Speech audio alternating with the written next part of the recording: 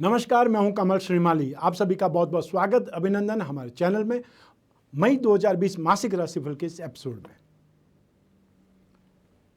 हर वह व्यक्ति जो भागता है, जो चलता है, उसको वापस राहत लेने के लिए, सांस लेने के लिए, थकान उतारने के लिए विश्राम करना पड़ता है, बीच में रुकना पड़ता है।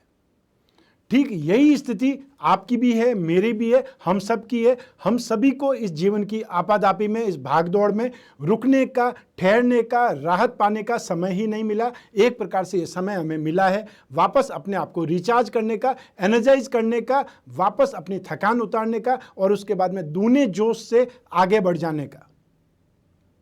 इस समय काल का हमने बहुत अच्छे ढंग से फायदा उठाना है और जो हमने राहत प्राप्त कर ली है, जो हमने अपने आप को रिचार्ज कर लिया है, अब उस चीज़ का यूज़ करने की बारी है, उसका उपयोग करने की बारी है। हर माह के राशिफल में हम बहुत सारे सेक्टर्स पर बात करते हैं। उसमें से पहला सेक्टर है वह है इनकम, अर्थात आय और धन और संपत्ति के बारे में। तो अब बात करते हैं इनकम की। इनकम का अधिपति राशि से 11th हाउस है, उसका अधिपति शुक्र है। वो शुक्र 31 जुलाई 2020 तक अपनी राशि में ही, राशि से 11th हाउस में ही रहेगा और राशि से 11th हाउस के शुक्र को अच्छा माना जाता है, शुभ माना जाता है। और शुक्र यों भी लग्जरी का है और आपकी जो कुंडली है उसमें परिवार के सुख का और इनकम का, दोनों का अधिपति शुक्र है। वो कुंडली में बेटर रिजल्ट दे रहा है, इंप्रूवमेंट दे रहा है। तो जो ही लॉकडाउन खुलेगा, आपकी इनकम में जो आपने नहीं सोचा है उससे ज़्यादा इंप्रूवमेंट, उससे ज़्यादा प्रोग्रेस आपको मिलेगी। अर्थात इनकम के मामले में, एप्रिसिएशन के मामले में, वृद्धि के मामले में यह समय काल आपके लिए अच्छा है, शुभ है।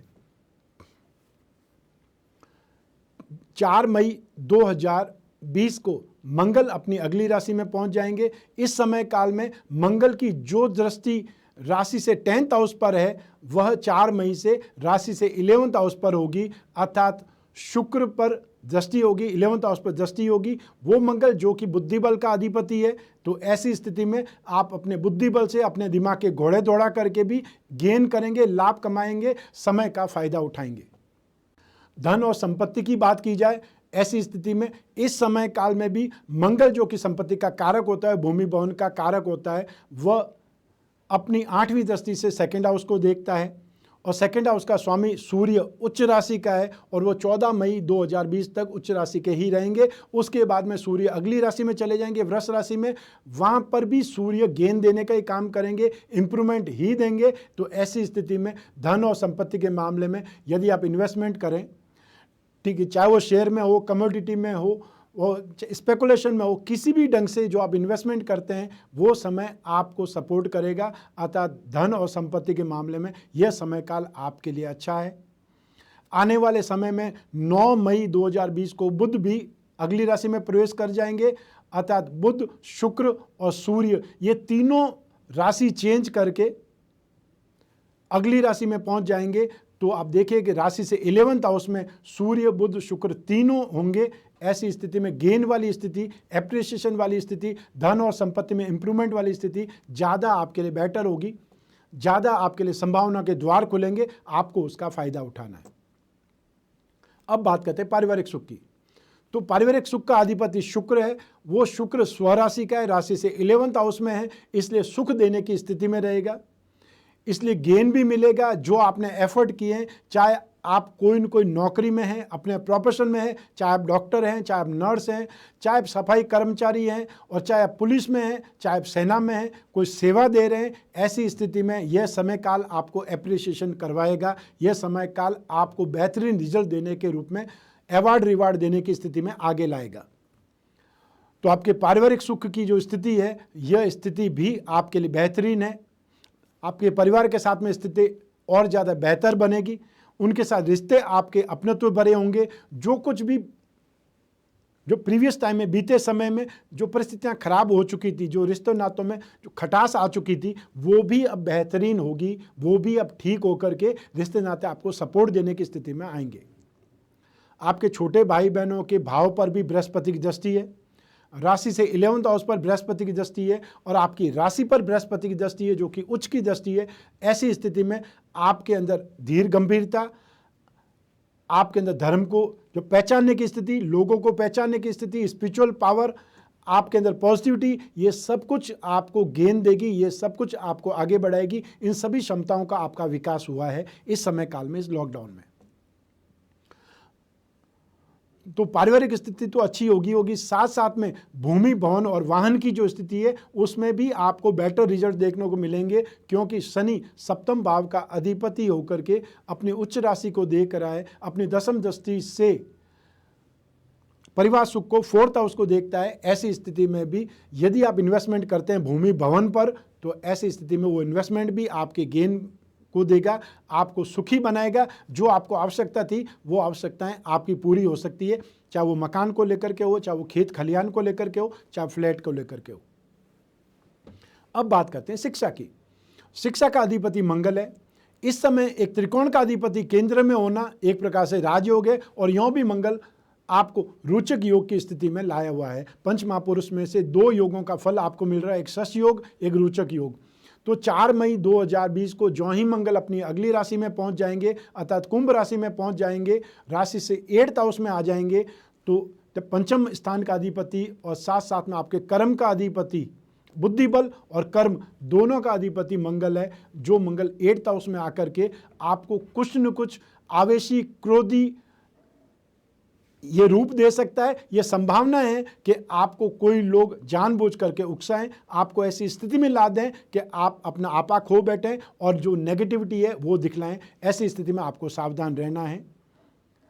जो ही मंगल अगली राशि में पहुंच जाता है 4 मई 2020 को, वहां से आपने सावधान रहने की कोशिश ज़्यादा करनी है 18 जून 2020 तक।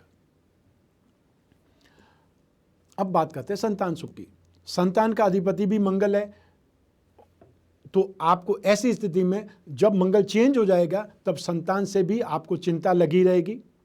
संतान से भी आपको कुछ न कुछ वैचारिक मतभेद देखने को मिल सकते हैं, मनमुटाव देखने को मिल सकता है, या उसके स्वास्थ्य को लेकर के आपको चिंताएं हो सकती है। यह आपको ध्यान रखना है। अब बात करते हैं संतान प्राप्त करने की, या ये बोल सकते हैं परिवार को आगे बढ़ाने की। ऐसी स्थिति में यह समय काल आपको सपोर्ट करता है, और ऑलरेडी जो कंसीवमेंट किए हुए हैं, जो गर्भ धारण करने वाली बहनें हैं, उनके लिए भी स्थिति सौम्य है, उसके लिए भी स्थिति सुख कारक है। तो आप इस समय काल का फायदा उठा सकते हैं।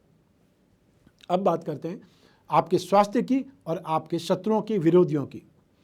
जहां तक स्वास्थ्य का बात है, स्वास्थ्य सुख का अधिपति बृहस्पति है। वो बृहस्पति राशि से सप्तम भाव में है, राशि से केंद्र में है, चाहे नीच राशि का है, उसके बावजूद भी यह स्थिति आपके लिए नेगेटिव नहीं है। और आने वाले समय में 14 मई 2020 से स्थिति आपके लिए और ज़्यादा बेटर बन जाएगी, जब बृहस्पति वक्री हो जाएंगे।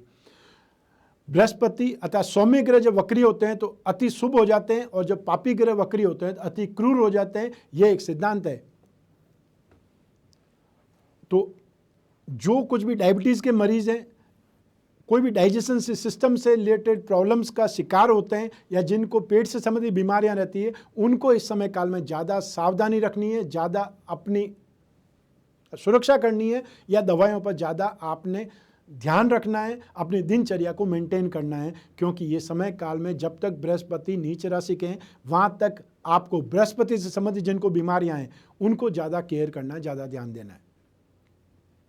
अब बात करते हैं शत्रुओं की, विरोधियों की। तो 6th हाउस से आपके कंपिटिटर्स, विरोधी, शत्रु, ये सब देखे जाते हैं। तो बृहस्पति जब आपके लिए सुरक्षित है, ऐसी स्थिति में आपको विरोधियों से ज़्यादा परेशान होने की आवश्यकता नहीं पड़ेगी, और न कोई वैर विरोध की स्थिति आने वाली है। आइए अब बात करते हैं दाम्पत्य सुख की। तो दाम्पत्य सुख का अधिपति सप्तम भाव से देखा जाता है। सप्तम भाव का अधिपति शनि है, जो कि अपने स्वराशि में है। ऐसी स्थिति में, और साथ साथ में बृहस्पति भी है। बृहस्पति ग्रस्त सुख का कारक माना जाता है। शुक्र भोग सुख का कारक माना जाता है। शुक्र स्वराशि में है। ऐसी स्थिति में ग्रस्त सुख के मामले में आप भाग्यशाली हैं, यह मैं कहना चाहता हूं, क्योंकि इस समय काल में बृहस्पति अपनी पूरी सौम्यता से आपको ग्रस्त सुख, दाम्पत्य सुख, समझ और धैर्य, ये सब गुण दे रहा है। तो बृहस्पति ग्रस्त सुख का, दाम्पत्य सुख का, संतान सुख का, मेंटल स्ट्रेंथ का और फाइनेंस का, इन सब का कारक है, इन सब की सुख देता है। इसलिए ऐसी स्थिति में बृहस्पति की जहाँ पर भी दृष्टियाँ पड़ रही है, वो दृष्टि गेन स्थान पर, राशि पर और पराक्रम स्थान पर।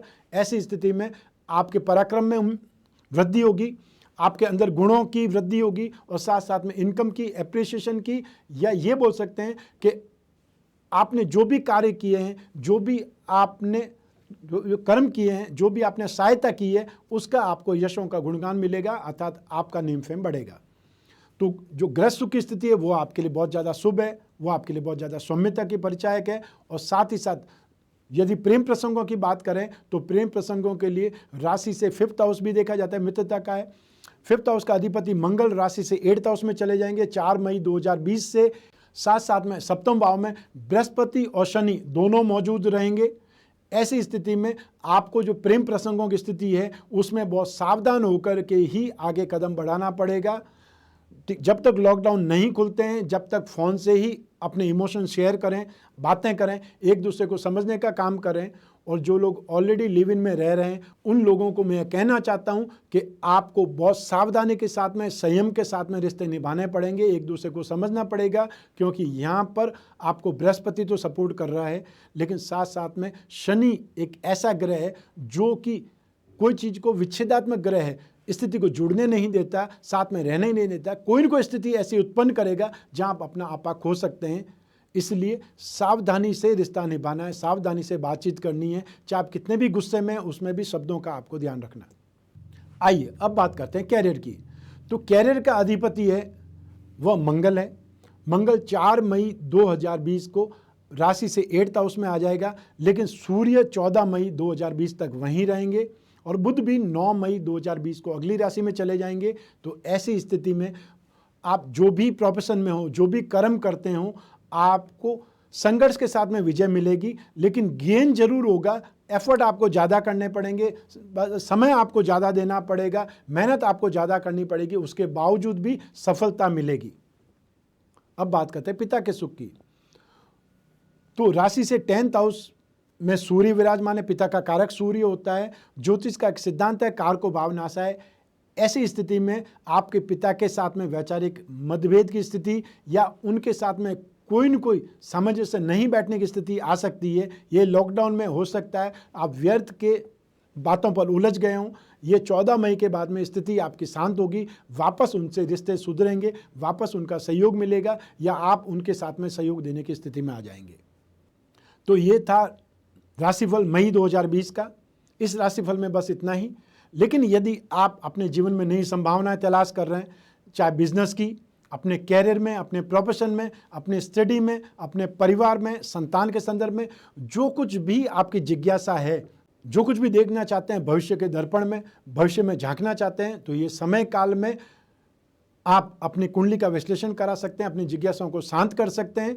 मई 2020 में सिर्फ और सिर्फ हम अपनी सर्विसेज जो टेलीफोनिक कंसल्टेंसी के माध्यम से ही देंगे। जब लॉकडाउन पूरी ढंग से खुल जाएगा, स्थितियां सामान्य हो जाएगी, तो फिर हम दिल्ली, बॉम्बे और जो कोलकाता ऑफिस है वो वापस स्टार्ट करेंगे। हमारी कंसल्टेंसी बहुत से शहरों में वापस स्टार्ट हो जाएगी। जो दूसरे देशों में जो कार्यक्रम हमारे बने हुए हैं वो वापस हम रीशेड्यूल करके आपको समय पर बतलाएंगे।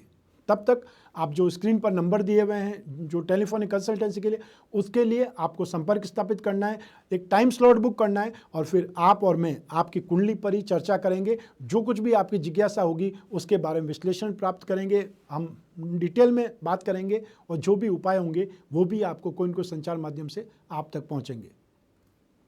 स्वस्थ रहें, प्रसन्न रहें, अपना अपने परिवार का बहुत बहुत ख्याल करें। आप सभी को मेरा नमस्कार, बहुत बहुत शुभकामनाएं।